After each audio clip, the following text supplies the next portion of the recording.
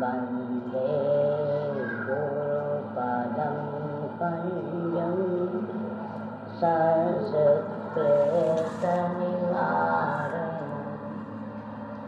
महादानीं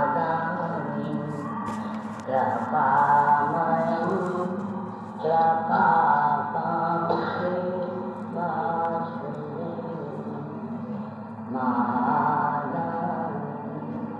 कृपामयं कृपाकाङ्क्षी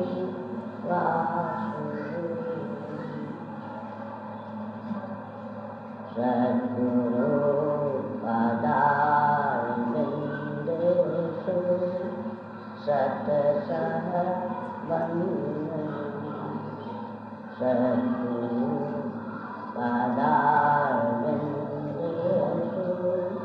शतशः वन्दे शतशः वन्दे भक्ति भक्त भगवन्त गुरु नाम चतुर बकुले तिनके पग बंधन नाशक विघ्न तिनके पग बंधन नाशक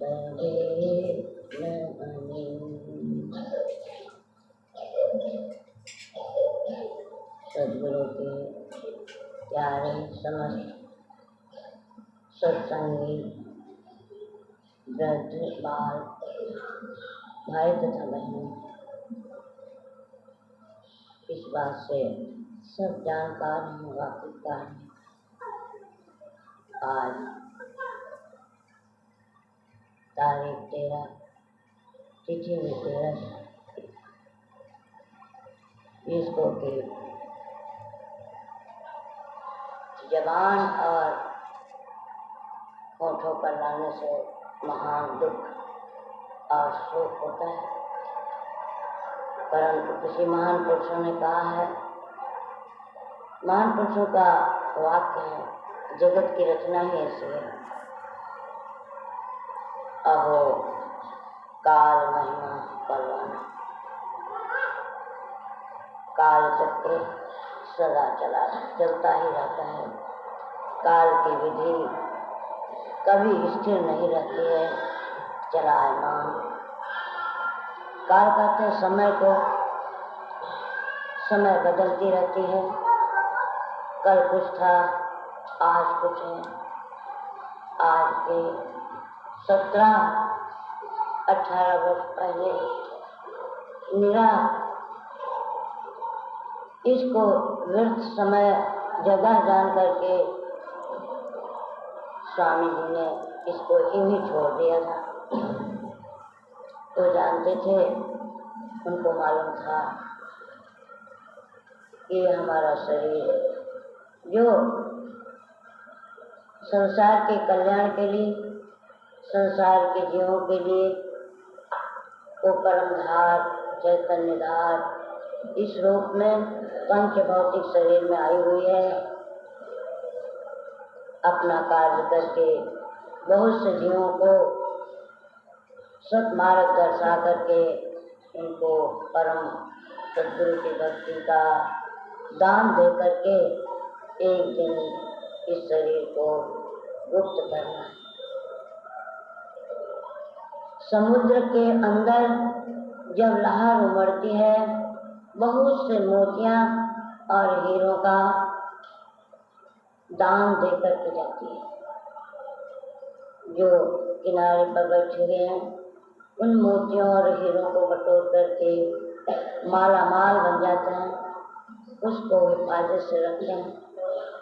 इसी तरह से संतों का भी उस परम पुरुष, उस अनामी पुरुष के अंदर से जब जीवों के कल्याण के लिए लहर,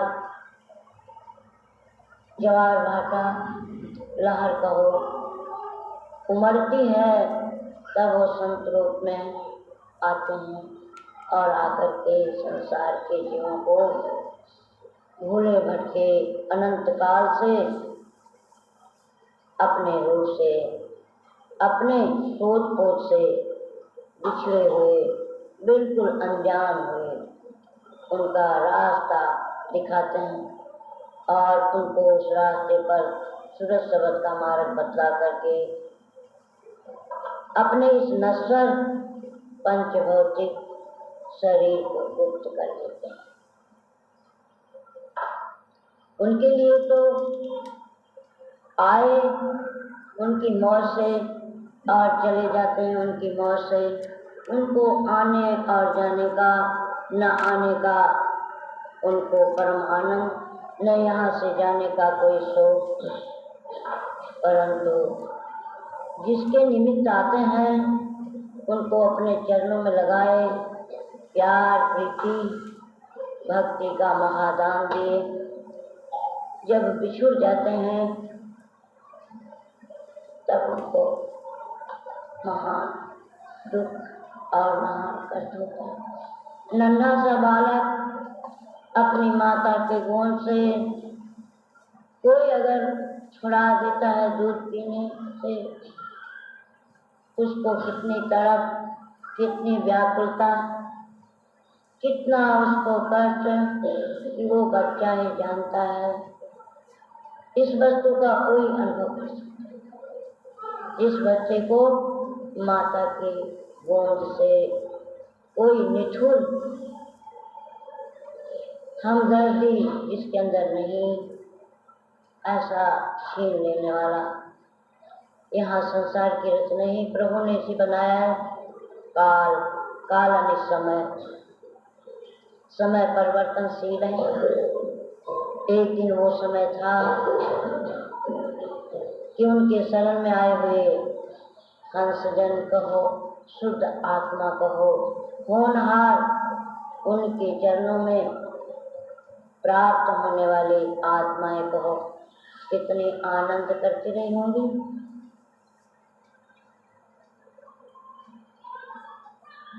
अपने आप को, अपने काम धंधे को भी, माताएं अपने बच्चों को भी, अपने घर के काम को भी भूल गए। उनकी सुंदर अमृतमयी वाणी जिससे कि हमको उस परम शांति मिले जहाँ से हम बिछड़े हुए हैं, उसकी जानकारी मिली। कितने उस रूप को देख करके और उस स्वरूप को देख करके विभोर हो गए। जितना ही आनंद उनको उस समय हुआ होगा, उससे अपार दुख, अपार कलेश और दुख के सागर में डूब गए होंगे जिस वक्त आपने अपने भौतिक रूप को, शरीर को गुप्त कर लिया। वही उसी रूप को, जिस रूप को, जिस शब्द की डोरी से, जिस शब्द की डोरी सबके अंदर लटक रही है, सबके अंदर वो शब्द गुंजार कर रहा है, उसी को बतलाने के लिए वो रूप, भौतिक रूप आया था। और यहाँ का भूमिका, यहाँ की आबोहवा ऐसी है कि चाहे लाखों बरस क्यों न रहे, वो एक दिन छिन जाता है, हमसे गुप्त हो जाता है, हम उससे बहुत दूर हो जाते हैं। परंतु जो उन्होंने साधना बतलाया, उस साधना के आश्रय, उस डोरी को पकड़ करके हम उनका उसी रूप का, उसी हाथ पर कोई मस्तक, कोई सुंदर आंखें, वही सुंदर अमृतमयी वचनों को हम याद करके एक चित्र अपने अंदर वही सुंदर मूर्ति का बना करके हमारे तीसरे दिल में जो विराजमान है, ये हार मास का पुतला तो आज है और कल नहीं, पर वो दिव्य रूप हमारे तीसरे दिल में सदा सदा ही मौजूद है। चाहे हमारा ये शरीर आज है कल न रहे, तो भी वो हमारे तीसरे दिल में वो शब्द रूप से मौजूद है। बस उस तीसरे दिल में हम उनको आवाहन करें, उनको प्रकट होने के लिए रोजमर्रा जो उन्होंने बतलाया, सूरज को एकाग्र करके सब तरफ से समेट करके इनका दर्द को प्रसन्न करें, इनको प्रकट होने रूप है। वहाँ पर हम पहुँच जाएंगे तो हम कभी उनसे बिछुड़ नहीं सकते, नहीं हमसे बिछुड़ सका।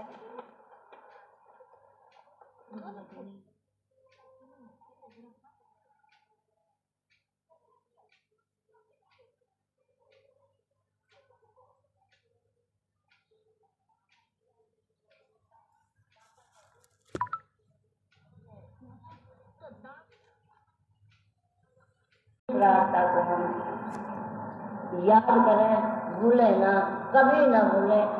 हमारा शरीर छूट जाने के बाद में भी उसको ना भूलें।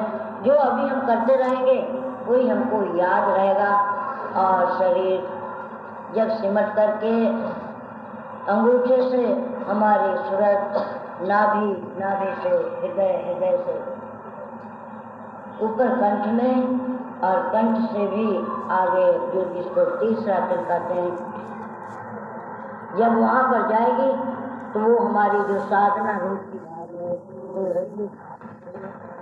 रोज की हमारी पुकार और हमारी आशा और वासा, उसके दर्शनों की चाह, बस वही हमको याद दिलाएगी मृत्यु के समय। बल्कि ज़्यादा हमको आनंद होगा और हमको खुशहाली पर होगी। अभी इस 5 तत्व के पुतले में हम कई बंधनों से बंधे हुए हैं, इन भौतिक बंधनों से। और बंधन तो जो है वो तो भजन के द्वारा, शब्द के अंदर जब हम निर्मल होकर के, निराले होकर के सब वासनाओं से छूट करके उसमें जा सकते हैं।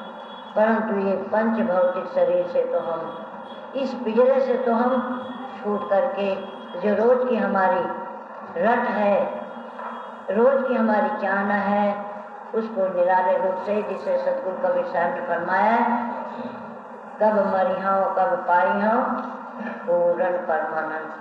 कब इस पंच तत्व के पुंजरे में जिस तरह से सुई को पकड़ करके हम बंद कर देते हैं, उड़ना चाहता है परंतु उड़ नहीं पाता, पंखों को फड़फड़ाता है पर चारों तरफ से बंद है, चाहता है कि दरवाजा खुल जाए और मैं उड़ जाऊं। इसी तरह से हमारी साधन स्थिति जो है, अभी हमारी सूरज इस शरीर के अंदर नख से लेकर के चोटी तक इसके अंदर पहुँचता है, बिखरी हुई है। इसके अंदर ऐसी बिखरी हुई है कि उस बिखरे हुए को एकाग्र करना बड़ा मुश्किल हो गया है। इसीलिए संतों ने शब्द का मार्ग तीसरे तिल में कि सब तरफ से समेट करके बिखरी हुई, इस तरह से कोई एक मुट्ठी तिल, एक मुट्ठी सरसों बिखेर देते हैं और उसको बटोर करके जब एकाग्र कर लेते हैं, एक जगह कर लेते, कितनी हो जाती है, कितना ढेर लगती है। एक एक इधर उधर बिखरी हुई, पता नहीं चलता है कि कहाँ है, एक दो दाने दिखाई देते हैं। इसी तरह से हमारी सूरत तीसरे तिल से नीचे उतर के इंद्रियों के जरिए अपना अपना काम कर रही है, बिखरी हुई आशा में, बासा में, अनेक प्रकार के लेन देन में, जितने जितने शरीरों में आई, बस यही इसका बिखेर रहा, यही इसका फैलाव रहा। इसको एकाग्र करने की तरकीब किसी शरीरों में नहीं मिली। मनुष्य शरीरों में भी हम आए, परंतु कर्म और काल के हवाले जो जो कर्म किए थे उसी मुताबिक हमको जन्म मिला और सुख और दुख यहाँ के भोग विलास भोगे और भोग करके और फिर वही आशा बासा लेकर के गए और आए और गए। जब उसकी महान दया होती है, सतनाम रूपी महासागर से एक हिलोर उठ करके संतों के रूप में आते हैं, तो बस वही हमको बतलाते हैं कि इस तीसरे दिन में मैं विराजमान हूँ। पहले दरवाजा किला का फाटक, ये दरवाजे बड़ा मुश्किल है, इस दरवाजे को खटखटाओ, इस दरवाजे को खोलने के लिए तरकीब करो। वो तरकीब संत रूप में आकर के संत बतलाते हैं। बस उसी ये रूप तो हमारे सबों से गुप्त हो गया है, छुप गया है। चद्दर ओढ़ करके अपने रूप को छिपा ले, परंतु तीसरे तिल में जो अखंड सदा कभी न बिछुड़ने वाला वो रूप, गैवी प्रकाश, गैवी शब्द, वो चेतन धार जो लटक रही है, हमको आवाजें दे रही है, हर वक्त हर समय में हमको आवाज दे रही है। वही स्वामी जी के बतलाए हुए शब्द और सूरत का अभ्यास हम सब करें। अनेक मत मतांतरों में देखो, तीरथ व्रत में देखो, और भी बहुत से समाजें हैं, बड़ी उनके अंदर साधनाएं हैं, पर जब तक की सूरत और शब्द का रास्ता हमको नहीं मिलेगा, तब तक हम अपने निज घर में, जहाँ से हम आए हुए हैं, जिसकी हम अंश हैं, जिस समुद्र के हम एक कतरे हैं, उसको कदापि नहीं पा सकते। जब भी महान दुखों, कलेशों, कष्टों को इनसे छुटकारा पा सकेंगे, तब इसी सूरत और शब्द के जरिए से जो स्वामी जी ने बतलाया, फरमा करके, बतला करके और चद्दर ओढ़ करके अपने अंदर में वो दिव्य रूप से बैठे हुए हैं। हम सबों को चाहिए कि अगर हमको उनसे मोहब्बत है, प्यार है, हम उनको अजर और अमर समझते हैं, तो हमको रोजमर्रा अभ्यास करने की जरूरत है। और अभ्यास करके ही, क्यों कि ये मृत्युलोक, यहाँ पर कर्तव्य करने की जरूरत है। बिना कर्तव्य हम कोई वस्तु का आनंद नहीं ले सकते। संसार की वस्तुएं हैं, उनको भी तभी हम पा सकते हैं जब मेहनत करते हैं, दिल और दिमाग और शरीर लगाते हैं, तभी उसका आनंद ले सकते हैं। तो आत्मा आनंद जो है, इसके भी लिए हमको मन और वृत्तियों को थोड़ा संसार की तरफ से निवृत्ति लेकर के हम अपने आत्मा को उस शब्द की जरिए से, शब्द ही वो मालिक है, शब्द ही वो सतनाम है, शब्द ही अलग और अगम है, शब्द ही वो अनामी है। वो शब्द जो हम बोलते हैं वो शब्द नहीं, वो परे से परे, अति परे, परंतु यहाँ का भी शब्द है, जिन शब्दों के जरिए से पंच भौतिक रूप में संत आते हैं। यहाँ की बैखरी शब्द में हमको समझाते हैं, बैखरी यानी बोल करके बिखर जाना। उस अध्यात्म जो सदा अखंड है, उस शब्द को बताने के लिए संत रूप में वो सद्गुरु हमको चिताने के लिए आते हैं। बस हमको चाहिए उसको हम ना भूलें, उनके बतलाए हुए रास्ते को ना भूलें। हमारा शरीर रहे कि जाए, हम उसको ना भूलें। चाहे दुख में हो, सुख में हो, बड़े सिंहासन पर क्यों न बैठे हो, सरक सुखों का हमको ढेर क्यों न मिला हो, या हमारे कर्म बस कोई तकलीफ में, कष्ट में हो, आदि व्याधि में घिरे हो, परंतु उनके अमूल्य उपदेश और उनसे मिलने का जो रास्ता है, वो दिव्य उनका जो स्वरूप है, उसको हम ना भूलें। ये रूप तो सदा अजर अमर नहीं है, कभी न कभी ये जाता है, अपने इतिहास बताता है, संत वाणियाँ बतलाते हैं, और भी संसार में अपने सुनते भी रहते हैं कि जो जन्म धारण किया है वो जाता ही है। ये जाते हैं मतलब, और वस्तुएं और मनुष्य कष्टमय, दुखमय जाते हैं, गए तो फिर उनका नाम निशान मिट जाता है, पर संतों का निशान नाम नहीं मिटता। आज राम भक्त ध्रुव आदि हो गए, प्रहलाद आदि हो गए, सूरज चंद्रमा, पृथ्वी सूरज चंद्रमा इनका नाश हो जाएगा तो भी इनका कभी नाश नहीं होगा। संत तो उनसे भी आगे हैं, उनका धाम, उनका निज रूप उससे भी आगे है।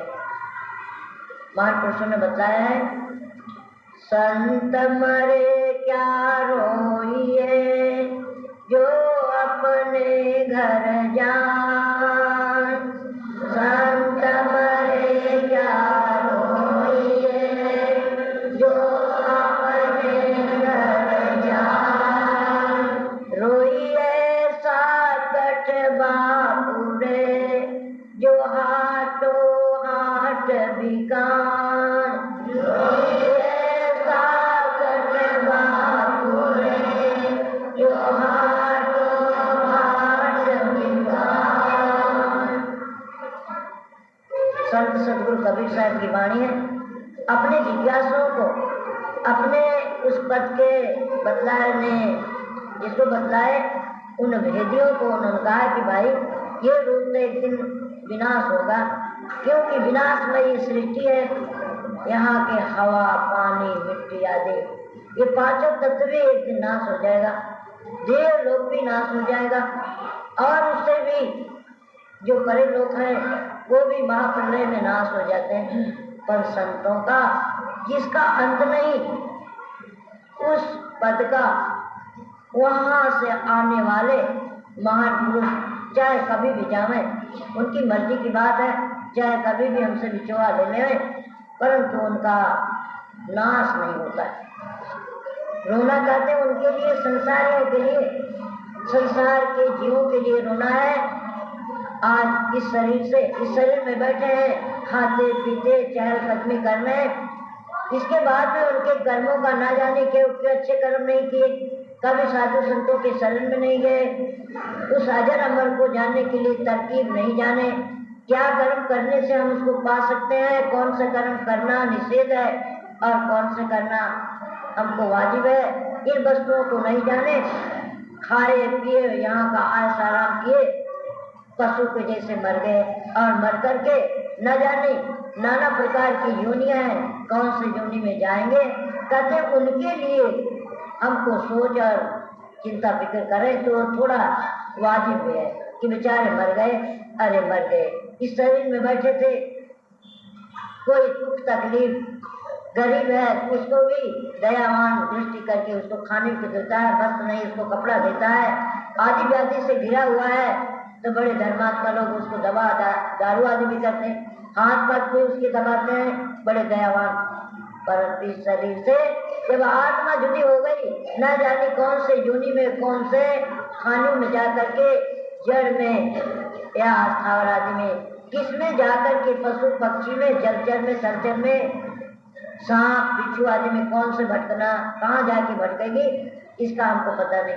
कहते उनके लिए रोना चाहिए, संतों के लिए नहीं। परंतु रोना इसलिए कि उस रूप से हमारा भूली हुई वस्तु, भूला हुआ देश, हम अपने आप को भूले थे, हमको जानकारी नहीं थी, उस रूप से हमको जानकारी हुई, हम कौन है, हमारा क्या कर्तव्य है, हमको कहाँ जाने पर आने जाने से छुटकारा हो जाता है।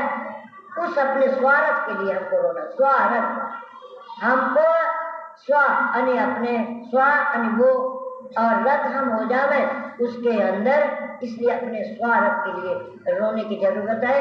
और उस जगह रोए जिससे ये रूप गया, परंतु वो रूप जो कभी नहीं जाने वाला है, वो रूप हमको दया करके प्रकाशमय रूप, प्रकाशमय चेतन जो धार है ऊपर से जो आ रही है, बस इस शरीर से जो हम रग रग में बिधे हुए हैं, रग रग में हमारी ममत और इसके अंदर आकर्षण है, ये खींच करके वो तीसरे दिल में जावे और सदा हम उनके चरणों में अभ्यास करके, उनका कृपा पात्र बन करके उनके अंदर समा जावे।